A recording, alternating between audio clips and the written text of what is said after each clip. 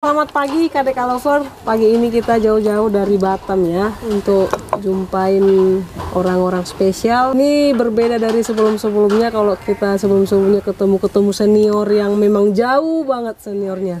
Tapi kalau ini membuat lebih istimewa lagi karena apa, ini generasi milenial yang berani masuk ke tatanan yang mungkin pada umumnya di pola milenial agak sulit. Tapi beliau berani. Langsung aja, Pak Kades Lumban Suhi. Lumban Suhi Toruan. Lumban Suhi Toruan. Iya. Iya, Bapak Raja Simarmata. Supaya aku juga lepas izin ya Pak Kades. Kadang nanti aku panggil abang, panggil gimana, karena saya harus sampaikan di sini ini abang senior saya. Supaya saya tidak kaku, karena kalau kaku ini kadang ilmunya hilang sedikit Pak Kades. Siap, bebas. Bang Raja. Ya. Ini kepala desa di daerah Samosir ini. Samosir ini dikenal dengan masih budaya ya, Bataknya itu. Dan kita nggak bisa skip ya, kalau dibilang di dalam keadat Batakan ini, kalau tiba-tiba muncul generasi muda yang akan mengambil satu decision maker nih Bang, dalam satu huta, dalam satu kampung ini. Tahu apa sih kamu, kan ini bisa sering nih kita dengar. Jadi sampai mikirin ke sana nggak? Atau ini masuk ke kepala desa ini, masuk untuk pemerintahan di desa ini, ajang coba-coba atau ada motivasi seperti apa nih Bang? Kalau pikir sampai ke sana pasti kita pikir juga ya, artinya kita ada bertanya-tanya dulu ke lingkungan sekitar, dan juga kita ada semacam ya riset kecil-kecilan lah tentang desa kita juga. Dan kebetulan memang kita lahir di sini ya, secara nggak langsung kita udah menyatu dengan kehidupan yang ada di sini. Jadi kalau yang muda itu dipertanyakan, ya itu memang hal biasanya itu, dan kita menerima aja. Kalaupun diperlakukan seperti itu, emang yang muda bisa apa sih? Ya kita terima aja, cuman dalam pelaksanaannya ya kita lakukan apa yang kita bisa. Tapi memang niatnya masuk ke tatanan pemerintahan desa ini udah memang niat banget, atau masih nanti kalau nggak diterima ya udah gue cabut? Ada begitu nggak? Udah pasti karena niat lah, nggak mungkin setengah-setengah, karena ketika kita berani mengambil keputusan satu hal itu nggak boleh setengah-setengah, itu udah dipikirin matang-matang gitu. Kenapa sampai kepikiran masuk gitu? Apa sih belum terjawab nih? Artinya seorang generasi muda nih yang ya kita tahu ya, Bapak Kades yang satu ini lulusan ITB. Kalau saya lihat di kota-kota sana, ini lulusan ITB ini ya pengusaha, kalaupun di BUMN ataupun kalaupun karyawan dia di kelas CEO lah. Artinya peluang untuk lebih kemewahan itu gitu. Tapi kenapa mau masuk ke desa-desa nih gitu? Kalau yang pertama sih karena ini desa kita, ya ada panggilan dari dalam hati, ya kita terpanggil, ya kita laksanakan gitu. Kalau namanya terpanggil, ya kita nggak terlalu banyak mikir materialnya gitu. Memang ada semacam tugas khusus lah dari dalam diri gitu. Jadi mau nggak mau ya harus dilaksanakan gitu. Ketika dipertemukan dengan beberapa kendala, masuk nih ke dalam, tentu pasti saya bisa kata, karena saya orang sini juga. Saya tinggal di Simanindo, masih satu pulau Samosir lah. Kita tahu kultur di sini. Artinya generasi muda itu sering kita dengar itu aposo dope dang dia tusi dope gitu. Nah, sementara warga yang mau ditata ini kan orang tua semua nih. Karena yang muda-muda pasti merantau. Terus hadir seorang generasi muda yang mau memimpin satu huta, satu desa, didengar nggak sih? Yang pasti pertama kita masuk ke dalam dan mendapati hal itu, ya kita sangat terkejut. Artinya kita datang dengan ide, kita datang dengan gagasan. Padahal ya kita tahu posisi kita sebagai generasi muda di dalam sebuah tatanan adat itu hanya untuk sekedar duduk dan bekerja, bukan untuk didengarkan. Tapi di pemerintahan kita sebagai kepala desa harus bisa sebagai semacam kepala atau decision maker lah kalau kita bilang ya. Nah itu berproses dia. Jadi masyarakat juga kadang ya di satu sisi mempertanyakan, tapi di sisi yang lain juga mereka menerima kok. Saya lihat mereka cenderung menerima kok, karena setelah kita dilantik jadi kepala desa, ya mereka kadang memanggil saya itu bukan lagi Amani Harapan, bukan seperti itu lagi. Jadi emang Hapung udah seperti itu. Jadi dari panggilan aja paham kan udah paham posisinya. Jadi ketika kita juga memberi arahan ataupun pemahaman, masyarakat udah lebih menerima. Dari cara dia manggil kita, udah tahu kita itu udah satu sikap yang welcome atau enggak gitu. Jadi kalau misalnya warga manggil kita dari panggilannya, udah bisa kita pilah-pilah lah. Oh, berarti pendekatannya mesti seperti ini gitu. Pendekatannya harus seperti ini gitu. Sampai berapa lama nih Bang pendekatan sama warga, Pak? Sampai sekarang pun masih melakukan pendekatan. Masih ya? Masih. Walaupun sudah 3 tahun menjawab masih. Jadi ada yang menarik nih Bang, perihal ketika masuk ke kepala desa nih. Karena sesama alumni tentu penasaran saya tinggi nih. Bahkan saya lihat googling segala macamnya itu, Pak Kades ini kan sebelumnya lulusan pertambangan. Semua tahu lah pertambangan ini seperti apa. Orang yang mau kaya ya di pertambangan, kira-kira gitu mindset orang ya. Terus sudah di sana memilih masuk ke desa, ke kampung halaman yang kita nggak tahu, bisa kita pastikan lah duitnya nggak ada di sini. Kalaupun ada ya cukup makan udah. Apa yang terpikir di pikirannya Pak Kades ini bisa meninggalkan sumber kemewahan tadi gitu? Ya itu tadi panggilan tadi, tapi begini pada prinsipnya rezeki itu ada di mana saja ada, dan itu tergantung cara ataupun kita lah menyikapinya. Contoh kalau kita ngomongin materi ya di pedalaman Kalimantan sana banyak juga miliarder, nggak harus di Jakarta semua. Oke, terjawab. Oke. Jadi memang di sini memang belum banyak, tapi kan bukan berarti nggak bisa diciptakan gitu. Kalau kita ngomongin materi, nih di sini. Nggak seperti itu juga. Artinya itu hal lain lah. Artinya ketika kita di desa seperti ini mengembangkan potensi desa, kan uang kan datang juga. Kalau misalnya kayak desa kita, desa wisata, kita bikin event, kita bikin kegiatan, orang rame datang, ya artinya secara nggak langsung membawa uang juga ke desa kita. Tapi itu kan udah cenderung untuk masyarakat nih, bukan pribadi Pak Kades lagi nih. Lantas Pak Kades kapan mau menikmati kemewahan yang harusnya dinikmati pada saat pertambangan, kan gitu nih pertanyaannya. Karena itu udah diatur sama Tuhan lah kalau itu. Ini jawaban tak bisa dibantah lagi kalau udah berbicara Tuhan ya. Tapi kalau saya pribadi melihat langkah Pak Kades ini kan satu terobosan yang tak pernah terpikirkan generasi lain, mungkin terpikirkan tapi aduh buang-buang waktu. Nggak berani melaksanakan. Pada akhirnya ya tertinggal toh kita ini yang sebenarnya potensi Pulau Samosir itu kita tahu, Danau Toba itu kita tahu, tapi karena mungkin kita melihat kulturnya di sana, kita kayak langsung ya udahlah tarik diri. Banyak begitu, mungkin ya saya juga salah satunya yang putri daerah di sini ketika ingin berbuat udah duluan cemooh yang sampai ke telinga kita, akhirnya nggak jadi. Nah, hal ini mungkin sudah dijalani Pak Kades dan itu semua bisa ternyata ya Bang? Bisa. Pendekatan-pendekatan yang kalau dari hati berarti tentunya ya? Ya, yang pertama di sini kita lakukan apa yang kita bilang gitu. Jadi kadang kita nggak hanya sekedar mengarahkan, tapi kita harus turun langsung. Kita bilang masyarakat kita bertani, tapi buta aja nggak kita pegang gitu. Jadi kalau misalnya kayak saya coba juga ikutan bertani gitu. Nanam jagung juga ikut, nanam cabai juga bikin.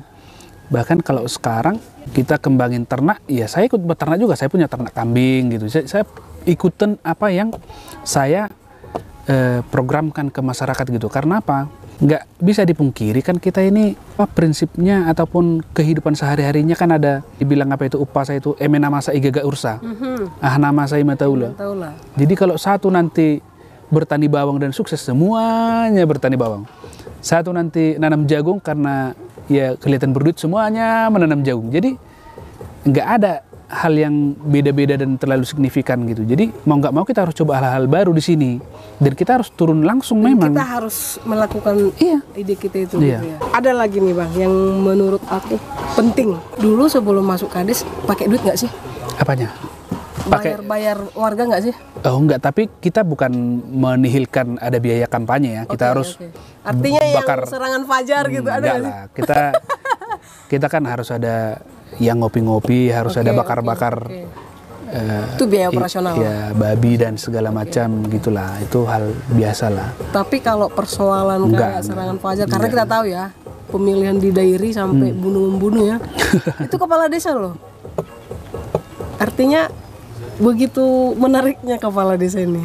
Nah, saya nggak tahu itu menarik sejak kapan atau karena dari dulu kita nggak tahu apa fungsi kepala desa ini. Kalau saya pribadi nih, dan pada akhirnya terjawab sudah ternyata sangat dibutuhkan. Kehadiran Bang Raja di Lumbansu ini kan terlihat sudah karyanya nyata gitu.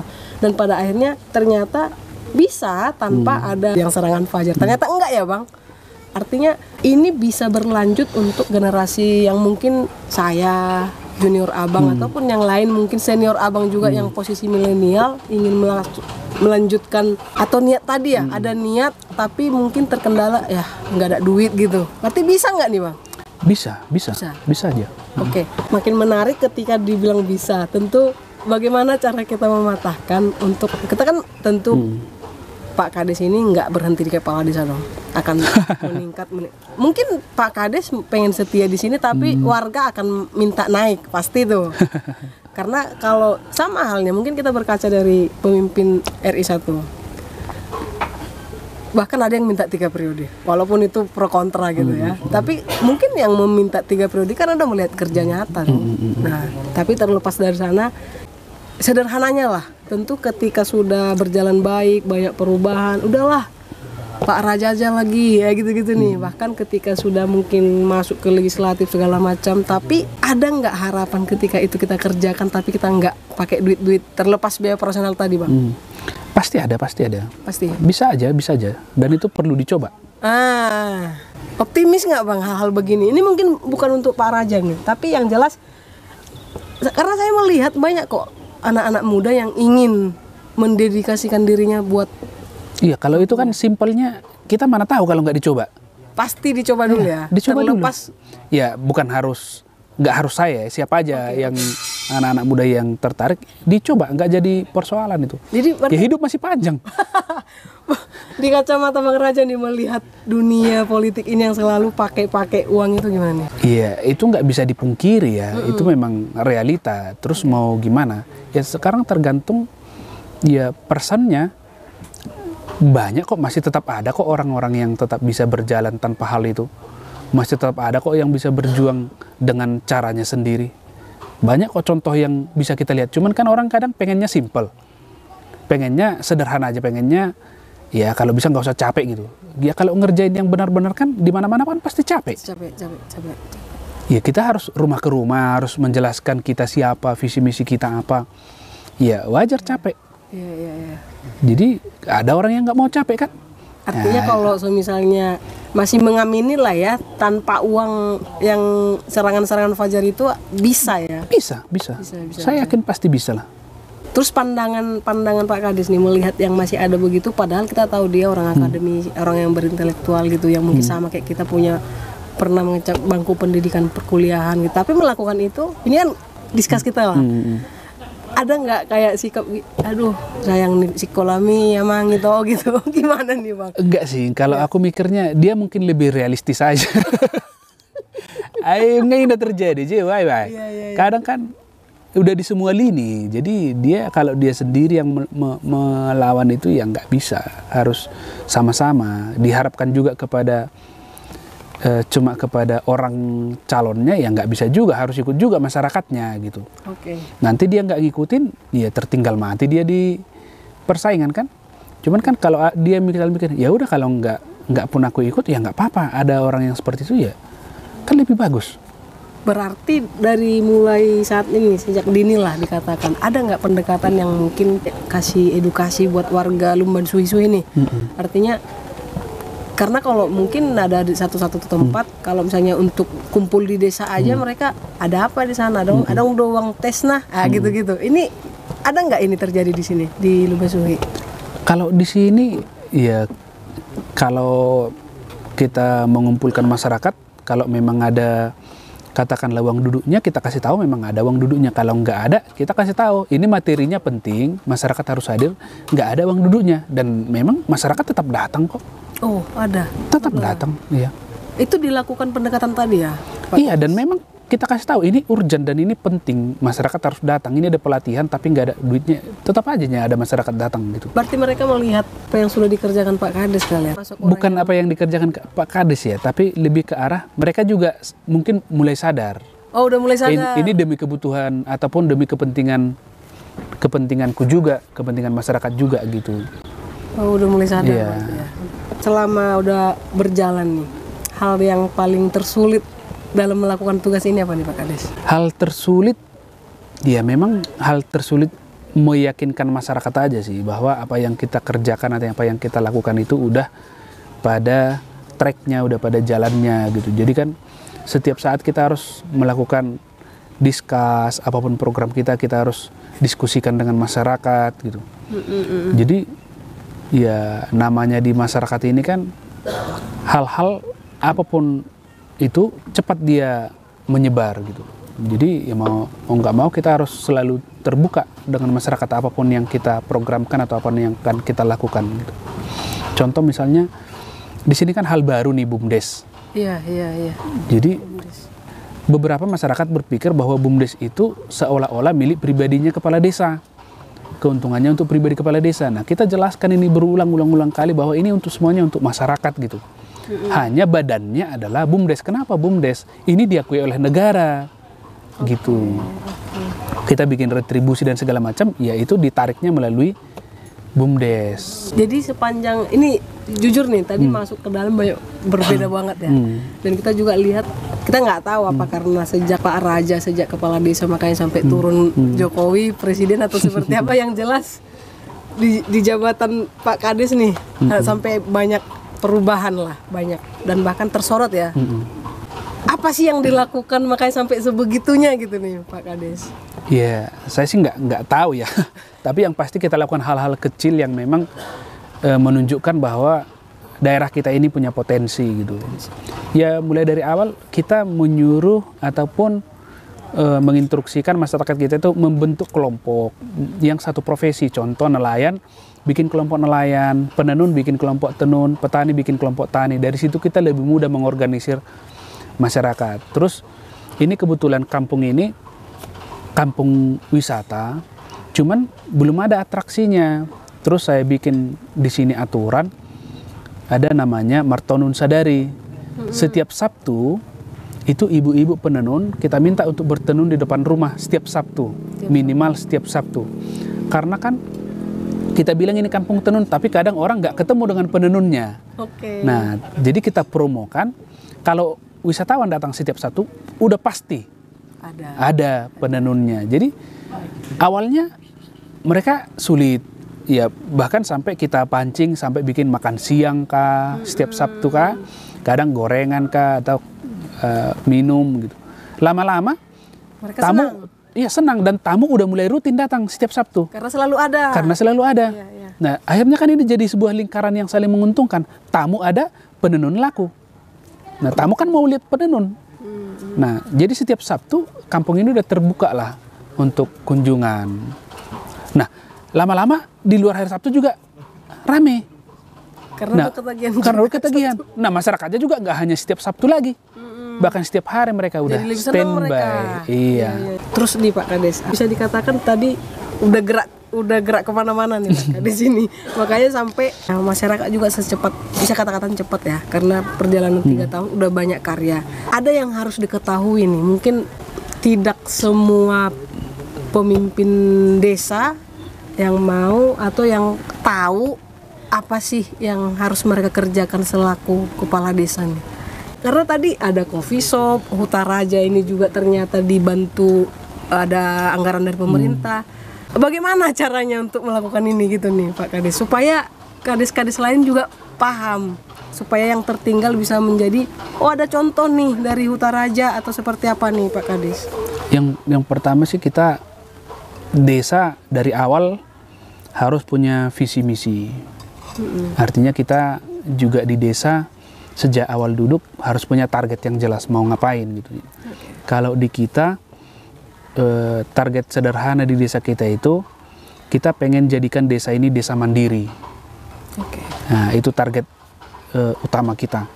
Pada saat saya masuk di sini, desa ini desa berkembang. Ada indeks desa membangun namanya, IDM-nya, indeksnya. Dia desa berkembang. Setelah beberapa tahun kita ini jalan, sekarang statusnya udah meningkat menjadi desa maju. Jadi status desa kita udah dari desa maju. Nah, kita harapkan nanti setelah selesai periode saya atau periode pemerintahan ini bisa tercapai targetnya desa mandiri. Caranya gimana? Nah, kalau kita di sini salah satu faktor yang paling kita targetkan berkembang di desa ini dari segi BUMDesnya, badan usaha milik desanya, supaya perputaran ekonomi di desa ini ada dan bisa mensejahterakan masyarakatnya. Contoh, di sini kampung wisata ini kita kelola berdasarkan BUMDes. Di depan itu ada retribusi, terus ada galeri juga dikelola BUMDes. Terus kerajinan-kerajinan masyarakat bisa dititip di situ, bisa dijualkan oleh BUMDes nantinya. Kemudian ada nanti coffee shop ini juga udah dikelola BUMDes juga. Nah, kemudian nanti ada pantai dan ada beberapa usaha-usaha lain di desa kita ini, itu dikelola BUMDes semua.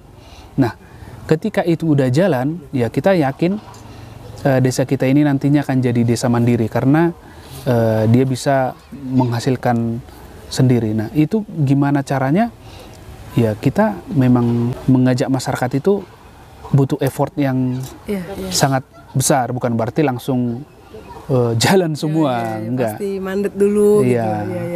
Jadi ini semua yang mengerjakan BUMDes ini orang desa Lumban Suhi kah atau memang ada orang lainnya? Orang desa Lumban Suhi, tapi ya kita juga minta support dari yang lain. Ya kita juga minta support ke, katakanlah ke sponsor, contoh ke Bank Indonesia yang baru-baru ini. Nah, dia bantu.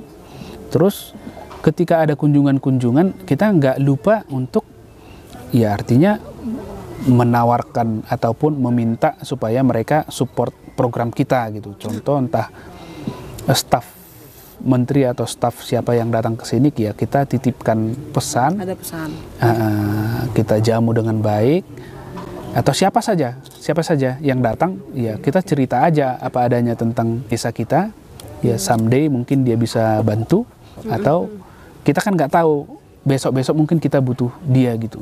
Contoh misalnya dia datang ke sini, kita sambut dengan baik, kita ajak jalan, kita bawa keliling. Ternyata terakhir dia bilang, oh saya asisten menteri ini di bidang ini, kalau butuh ini, masukkan proposalnya ke sini-sini gitu. Ya, akhirnya dari situ ya kita seriusin. Gitu. Kalau saya tangkap kita harus jeli. Iya. Iya harus jeli. Karena kan kunjungan-kunjungan dinas ini kan pasti ada kan. Pemerintah atas kita kan seringnya datang ke sini. Tapi kan kadang kita nggak tahu dia dari mana. Kita kadang nggak mau berusaha berkomunikasi. Ini kekurangan kita nih. Dan kadang kan mereka nggak kasih tahu mereka dari mana. Tapi kalau perlakuan kita sama, artinya siapapun dia yang datang, kita tetap layani dengan baik, kita tetap sambut dengan baik. Ya di akhir dia akan lebih terbuka, oh saya dari sini Pak Kades. Ya ternyata dia entah utusan dari pusat yang sedang survei atau yang dari mana, kita nggak tahu. Tapi ketika kita perlakukan sama semua, ya saya kira respon baliknya akan lebih positif. Kalau saya perhatikan ya, saya ikuti, selalu terlibat orang-orang di luar Lumban Suhi. Ini semuanya itu dikerjakan apa setelah Kades atau memang udah dari dulu ada pendekatan seperti apa nih Pak Kades? Ya sebelumnya udah adanya kita lakukan pendekatan, artinya teman-teman kita dulu yang peduli terhadap kampung halaman tetap kita maintain, artinya tetap kita jalin komunikasi. Nah ketika kita bikin kegiatan di sini, artinya kan dia lebih formal kan. Lebih formal dan ya mereka ya rata-rata ya support, artinya ketika kita bikin contoh di sini kita punya homestay penginapan yang dikelola BUMDes kita. Iya betul. Jadi ketika ada kawan atau apa yang liburan ke sini, Lae atau Pra atau Bang, kami liburan bisa nggak nginap di homestay? Ya udah kita arahkan nginap di tempat kita. Homestay ini ide siapa nih Pak? Ya kebetulan itu bantuan dari PUPR. PUPR. Iya, tapi kita kelola melalui BUMDes kita yang ngarahin gitu. Dan itu penyampaiannya ke masyarakat melalui kepala desa gitu ya? Iya. Dan mereka nerima dan ngikut program itu. Oke, sejauh ini artinya terbantu lah ya ekonomi masyarakat atau seperti apa? Ya terbantu. Pasti yang ya. dulunya rumah itu nggak berpenghasilan, sekarang kalau nginap 1 malam dapat berapa gitu. Cantik lagi rumahnya.